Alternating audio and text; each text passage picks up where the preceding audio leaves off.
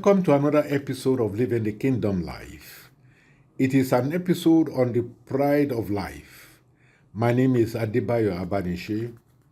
The pride of life has existed since the creation of the world, leading to the expulsion of Satan from the heavenly realm. The pride of life is at the root of virtually all sins, whether in the category of the lust of the flesh or the lust of the eyes. It is emphatically the face of Satan himself. So what is the pride of life? It can be defined as anything that is of the world that leads to arrogance, ostentation, pride in self, presumption, boasting, and the inability to be humble and deny oneself in line with the injunction of Jesus Christ in Luke chapter 9, verse 23. There is no way you can have a true relationship with God and even human beings if you are full of pride, because righteousness will have been taken out of your life completely. It is an enemy one must constantly watch out for because it creeps in and blocks your way to righteousness. Again, pride is a killer, a horrible spirit that consumes the one who harbors it. Pride is defined as the quality or state of being proud, inordinate self-esteem, and unreasonable conceit in respect of one's own superiority in talents, beauty, wealth, rank, etc., which manifests itself in lofty aims and often contempt of others.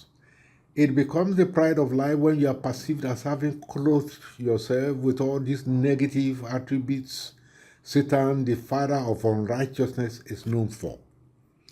When you begin to say, as is said of Satan in Isaiah chapter 14, verses 13 and 14, which says, "For you have said in your heart, I will ascend into heaven, I will exalt my throne above the stars of God, I will also sit on the mount of the congregation on the farthest side of the north.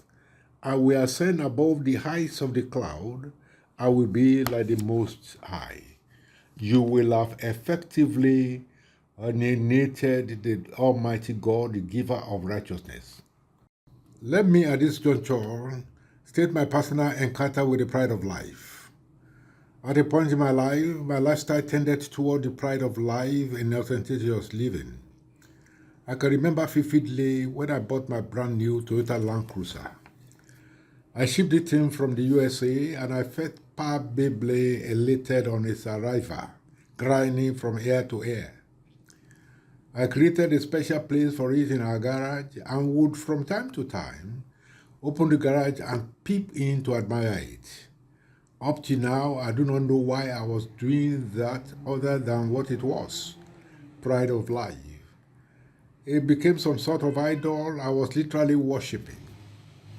Anytime I drove it out, I felt on top of the world, a clear source of ostentation, and I have arrived kind of feeling. You know what? When a little bit of financial storm erupted, the first things to go were the exotic cars I filled my garage with in order to meet some urgent financial need. I disposed of them all.